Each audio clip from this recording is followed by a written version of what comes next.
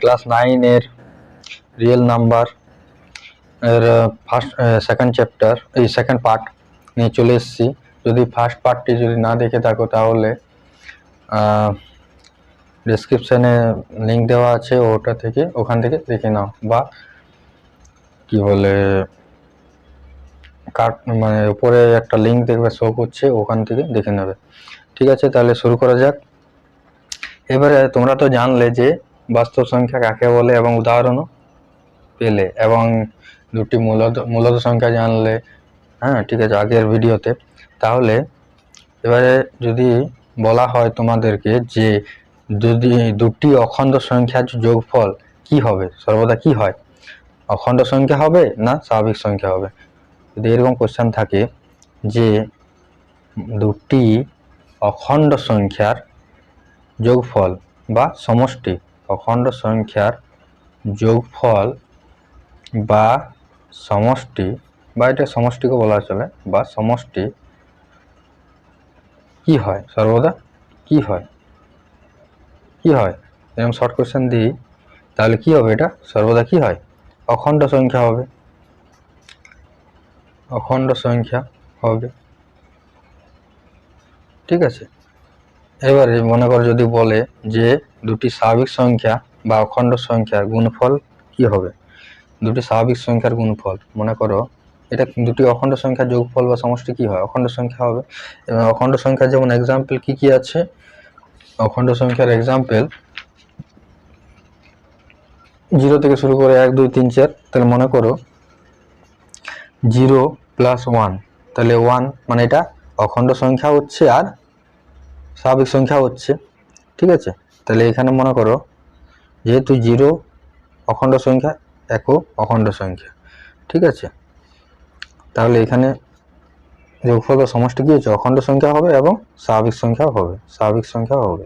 ঠিক আছে, স্বাভাবিক সংখ্যা যেহেতু 1 2 3 করে শুরু, তাহলে স্বাভাবিক সংখ্যাও হবে। তাহলে মনে করো এখানে কি হচ্ছে, যে মনে করো এটা হলো 0 + 1 = 1 হচ্ছে, তাহলে এটা স্বাভাবিক সংখ্যা আর অখণ্ড সংখ্যা দুটাই হচ্ছে। এবার মনে করো 1 + 2, এটা একটা অখণ্ড সংখ্যা এবং স্বাভাবিক সংখ্যাও বলা যেতে পারে, তাহলে এটা 3 হচ্ছে, তাহলে এটা কি অখণ্ড সংখ্যা হবে এবং স্বাভাবিক সংখ্যাও হবে। ঠিক আছে, এবার যদি মনে করো বলা হয় তোমাদেরকে যে কি বলে দুটি স্বাভাবিক সংখ্যা এবং বা দুটি স্বাভাবিক সংখ্যা বা অখণ্ড সংখ্যা গুণফল কি হয়, গুণফল কি হবে? সোজা মনে করো দুটি স্বাভাবিক সংখ্যা মনে করো ধরলাম এক্সাম্পল হিসাবে দুটি স্বাভাবিক সংখ্যা কত, 1 আর 3 ধরলাম। তাহলে এদের গুণফল, তাহলে 1 × 3, তাহলে কত হচ্ছে 3। তা 3টা কি স্বাভাবিক সংখ্যা হচ্ছে আর অখণ্ড সংখ্যা হচ্ছে।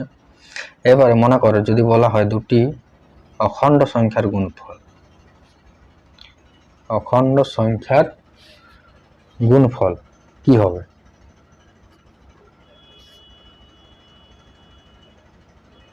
তাহলে দুটি অখণ্ড সংখ্যার গুণফল কি হবে, দুটি অখণ্ড সংখ্যা মনে করো 0 ধরলাম একটা আর একটা ধরলাম 2, তাহলে এদের গুণফল কত হবে 0। আবার এটা কি হচ্ছে, অখণ্ড সংখ্যা হচ্ছে। এবার মনে করো দুটি অখণ্ড সংখ্যা 1 ধরলাম 3 ধরলাম, তাহলে 1 আর 3 এর গুণফল কত 3, তাহলে এটা কি হচ্ছে, অখণ্ড সংখ্যা হচ্ছে আর স্বাভাবিক সংখ্যা হচ্ছে। ঠিক আছে, তাহলে দুটি অখণ্ড সংখ্যার গুণফল যদি অখণ্ড সংখ্যাটা 0 হয়, যদি ধরা হয়, তাহলে কি হবে, অখণ্ড সংখ্যাই হবে।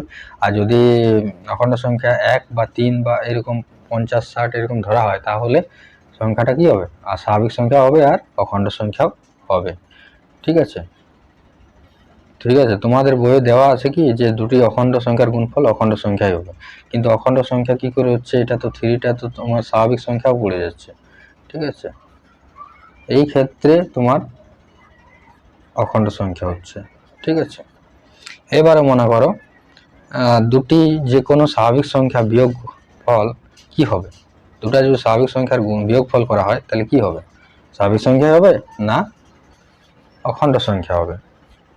তাহলে মনে করো দুটি কোশ্চেনটা লিখে নিই, দুটি স্বাভাবিক সংখ্যার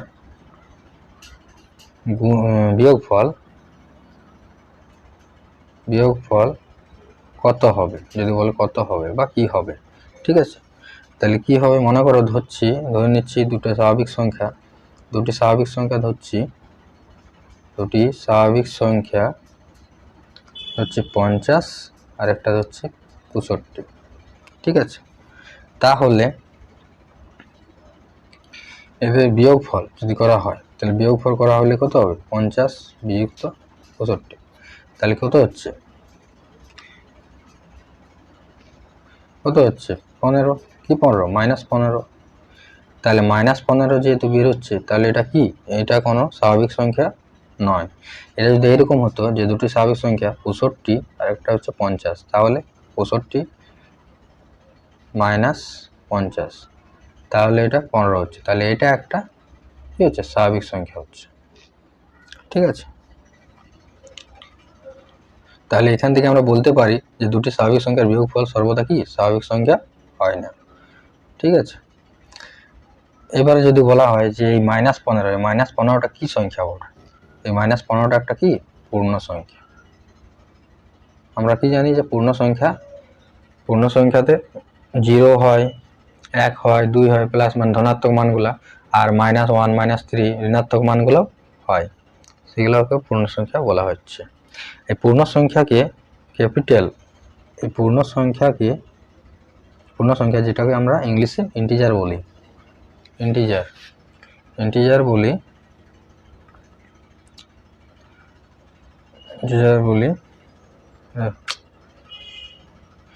ঠিক আছে, এইগুলোকে ক্যাপিটাল জেড দ্বারা প্রকাশ করা হয়, জেড অক্ষর দ্বারা প্রকাশ করা হয়। যেমন আমরা আগের ক্লাসে কি দেখলাম যে অখণ্ড সংখ্যা, যেটাকে ইংলিশ নামে বলা হয় কি হোল নাম্বার, ওকে ডাব্লিউ দ্বারা প্রকাশ করা হয়। আর স্বাভাবিক সংখ্যা যেটাকে ন্যাচারাল নাম্বার বলা হয়, তাকে কি দ্বারা প্রকাশ করা হয়, ক্যাপিটাল এর দ্বারা। সেরকম পূর্ণ সংখ্যাকে ক্যাপিটাল জেড অক্ষর দ্বারা প্রকাশ করা হয় বা চিহ্নিত করা হয়। ঠিক আছে,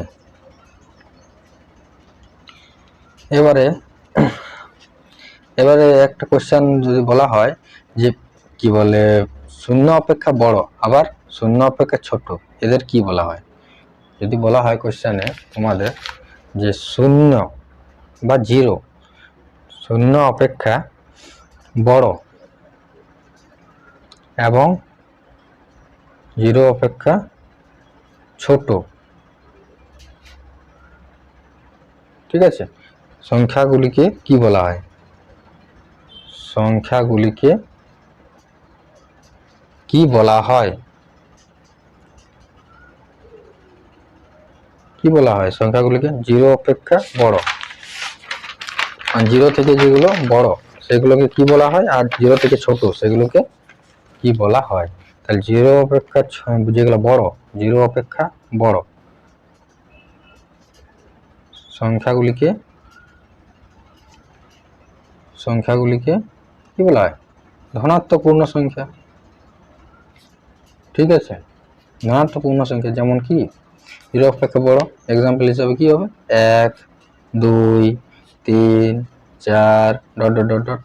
এবার 0 অপেক্ষা যেগুলো ছোট, ঠিক আছে, 0 অপেক্ষা ছোট সংখ্যাগুলিকে কি বলা হয়, 0 থেকে ছোট যেগুলো সেগুলো কি বলা হয়, ঋণাত্মক পূর্ণ সংখ্যা, যাকে ইংলিশে বলা হয় নেগেটিভ ইন্টিজার, আর ধনাত্মককে বলা হয় কি পজিটিভ ইন্টিজার।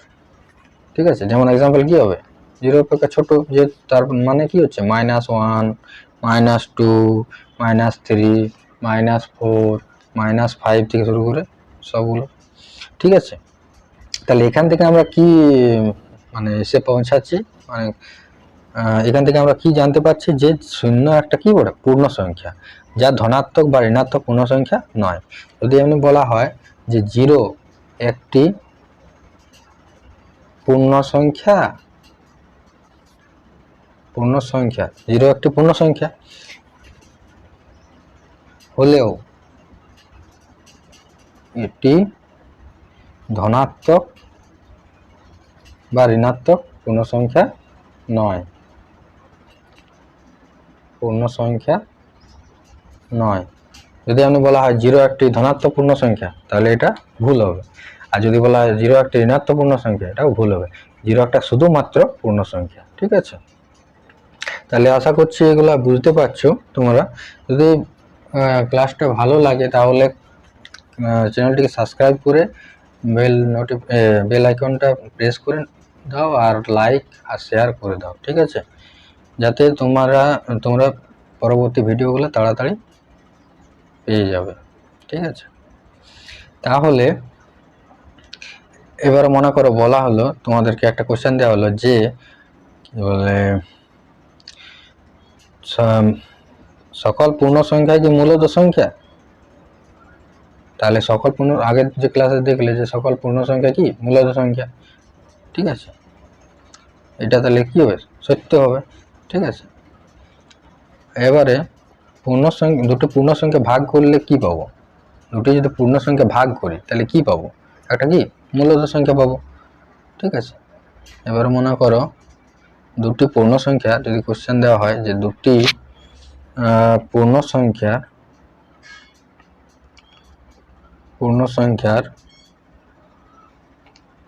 ভাগ করলে কি পাবো। তাহলে দুটি পূর্ণ সংখ্যা যেহেতু বলছে, তাহলে পূর্ণ সংখ্যা মনে করো একটা ধরলাম আমি 5 আর একটা ধরলাম 6, তাহলে এদের ভাগ মানে কি 5 এর 6 হচ্ছে, তাহলে এটা একটা কি পূর্ণ মূলত সংখ্যা। মূলত সংখ্যা কাকে বলছে, যে সংখ্যার পি বাই কিউ আকারে প্রকাশ করা হয় যে সংখ্যাকে, আর যে পি আর কিউর মানটা কি ধনাত্মক সংখ্যা, আর কিউর মানটা কি নট ইকুয়াল টু 0। ঠিক আছে, এটা হচ্ছে মূলত সংখ্যা হচ্ছে। ঠিক আছে, এবারে তোমাদের নেক্সট কোশ্চেন হচ্ছে যে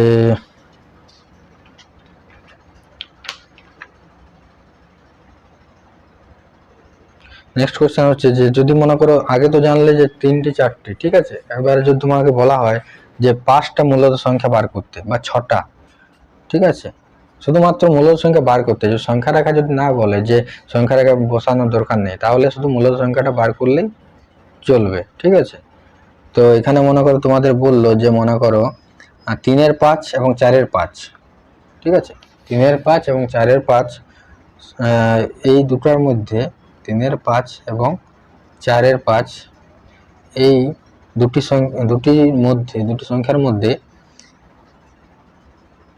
ঠিক আছে, পাঁচটি মূলত সংখ্যা নির্ণয় করো। ঠিক আছে, তাহলে এটা শুধুমাত্র মূলত সংখ্যা নির্ণয় করলেই হবে। ঠিক আছে, যে কোনো মেথড করতে পারো তুমি, যদি ওই সূত্র প্রয়োগ করে বার করো সেটাও ঠিক, আর যেটা আমি বললাম যে ওই 3-এর 5 মানে ওই ভাগ করে নিয়ে ওই পয়েন্ট আকারে প্রকাশ করলো সেটাও ঠিক। ঠিক আছে, আগের যে ভিডিওতে বলেছিলাম। ঠিক আছে, আমি এখানে সূত্রের মাধ্যমে দেখিয়ে দিচ্ছি। ঠিক আছে, তাহলে এখানে প্রথমেরটা ধরলাম x আর এটা হলো y, তাহলে x সমান যদি ধরছি 3-এর 5, y সমান কত 4-এর 5। ঠিক আছে, তাহলে এবারে x আর y এর মান পেয়ে গেছি, তাহলে n মানে কত, 5টা বার করতে বলেছে, তাহলে 5, n সমান হচ্ছে 5। ঠিক আছে, এখানে যদি 6 বলতো তাহলে n সমান 6 হতো। ঠিক আছে, এবারে আমরা জানি কি সূত্রে মানে বার করতে হলে কি সূত্র জানি, x প্লাস ডি, যেহেতু 5টা বলছি, x plus D, x plus 2d, x plus 3d, x plus 4d, x plus 5d, বাস 5টা বলেছে তো 5টা x প্লাস 5d পর্যন্ত করলেই হয়ে যাবে। তাহলে এখানে d যেহেতু বলেছে তাহলে d এর মানটা বার করতে হবে, তাহলে d সমান কি y minus x by n plus 1। n মানে কি এই সংখ্যাটা বার করবো আমি 5টা n, তাহলে y সমান হচ্ছে 4-এর 5 মাইনাস x সমান হচ্ছে 3-এর 5 বাই n সমান কত 5 প্লাস 1, তাহলে এদের লসাগু কত হচ্ছে 5। ঠিক আছে, তাহলে এখানে 4 মাইনাস 3 বাই 5 একে 6, তাহলে সমান কত আছে 3 একে কত মাইনাস 4কে 3 দ্বারা মাইনাস করলে কি হবে, বাদ দিলে 1 হবে, 1-এর 5 গুণিত 6, তাহলে 1-এর 30। 31, একটা 31 বের হলো, এই ডি এর মানটা 31 বের হলো। তাহলে এক্স প্লাস ডি সমান কত হবে? এক্স প্লাস ডি সমান কত? এক্স হচ্ছে 3/5 আর ডি সমান হচ্ছে 31। এই লসাগু যদি করা হয় তাহলে কত হচ্ছে? 5 ছক 30, তাহলে 5 6 30, তাহলে 30 হচ্ছে লসাগু। তাহলে 5 6 30, 6 3 18 প্লাস 1, তাহলে 19 এর 30। ঠিক আছে, একটা 19 এর 30 বের হলো। এবারে পরের চারটে কিভাবে বার করবো? এক্স প্লাস 2d সমান কত? এক্স সমান হচ্ছে কত? আগে দেখলাম কত? এক্স সমান 3/5, এক্স সমান হচ্ছে 3/5 প্লাস 2 ইন্টু ডি সমান কত? 31 বেরিয়েছে। তাহলে 31, তাহলে এটা কাটাকাটি করলে কি হবে? 15 2 30, 15। তাহলে 3/5 প্লাস 1/15 যদি লসাগু করা হয় তাহলে কত হচ্ছে? লসাগু যদি করা হয় 5 আর 15, তাহলে কত হচ্ছে? 5 1 5, 5 3 15, তাহলে 5 3 15 হচ্ছে লসাগু। 5 3 15, 3 3 3 9 প্লাস 1, তাহলে 10 এর 15, 10 এর 15। তাহলে এখানে দেখো কাটাকাটি যাচ্ছে কি? হ্যাঁ যাচ্ছে। তাহলে 5 2 10, 5 3 15, তাহলে হচ্ছে কত? 2 এর 3 বা 10 এর 15 রাখলেও হবে, কোনো ব্যাপার নেই। এবারে পরের একটা বার করবো কিভাবে? এক্স প্লাস 3d, তাহলে এক্স সমান হচ্ছে 3/5, 3 ডি সমান কত? 1 এর 30। তাহলে এটা কাটাকাটি করলে কি হবে? 3 10 এ 30, তাহলে কি হচ্ছে? 3/5 প্লাস 1 এর 10। তাহলে লসাগু যদি করা হয় 5 আর 10, তাহলে লসাগু কত হবে? 5 2 10, 10 5 2 10, 3 2 6, 10 1 10, 1, তাহলে 7 এর 10। ঠিক আছে, এবারে এক্স প্লাস 4d সমান কত? এক্স সমান হচ্ছে 3/5 প্লাস 4 গুণিত ডি সমান হচ্ছে 1 এর 30। তাহলে এটা যদি কাটাকাটি যাবে কি? 4 2 কাটাকাটি যাচ্ছে, 2 2 4, 2 1 2 3 15 2 30, তাহলে হচ্ছে 3/5 প্লাস 2 এর 15। ঠিক আছে, এই লসাগু যদি করা হয় তাহলে কত হচ্ছে? 5 1 5, 5 3 15, তাহলে হচ্ছে 15, 5 3 15, তাহলে 3 3 9, তাহলে 2 10 11 11 15। ঠিক আছে, তাহলে 4টা বের হলো, আর একটা বের করলেই হবে। 5টা যেহেতু বলেছে, 5টা বলেছে তো 5টা, তাহলে 5d। ঠিক আছে, 5d সমান কত? x সমান হচ্ছে 3/5 প্লাস 5 গুণিত d সমান কত? 1 এর 30, তাহলে 5 6 30, তাহলে 3/5 প্লাস 1 এর 6। ঠিক আছে, তাহলে এটা লসাগু করলে কি হবে? 5 6 30, তাহলে 5 6 30, তাহলে 6 3 18, তাহলে 6 5 30, তাহলে হচ্ছে 5, তাহলে 18 5 যোগ করলে কত হবে? 23, 23 এর কত? 30, 23 এর 30। ঠিক আছে, তাহলে আমাদের কোশ্চেন বলে দিচ্ছি 5টা কি কি ছিল। একটা ছিল তোমার 19 এর 30, দ্বিতীয়টা হচ্ছে 2 এর 3, তৃতীয়টা হচ্ছে 7 এর 10, তৃতীয়টা হচ্ছে 11 এর 15, আর তৃতীয়টা হচ্ছে 7 এর 10, চতুর্থটা হচ্ছে 11 এর 15, আর পঞ্চমটা হচ্ছে 23 এর 30। ঠিক আছে, এবারে মনে করো তোমাদের জন্য একটা হোমওয়ার্ক দেওয়া হলো, যে এটা হোমওয়ার্ক, এটা তোমরা করে আসবে। ঠিক আছে, হোমওয়ার্ক এটা করে আসবে। এটা কি আছে? যদি মনে করো দিলাম 1 এর 3 এবং 1 এর 2, দেখবে 1 এর 3 আর 1 এর 2 এর মধ্যে 3টি মূলদ সংখ্যা কি নির্ণয় করো বা লেখো, নির্ণয় করো এবং সরল রেখায় বসাও। ঠিক আছে, এটা তোমাদের হোমওয়ার্ক। ঠিক আছে, আজকে এই পর্যন্তই। আশা করি এই অঙ্কটা তোমরা পারবে, সব বুঝতে পেরেছো। আর যদি না বুঝতে পেরেছো তাহলে কমেন্ট করে জানাবে। ঠিক আছে, যে এটা আমরা বুঝতে পারিনি বা এই লেসনটা সম্বন্ধে জানার ইচ্ছা আছে, ঠিক আছে। এই বলে ভিডিওটা শেষ করলাম।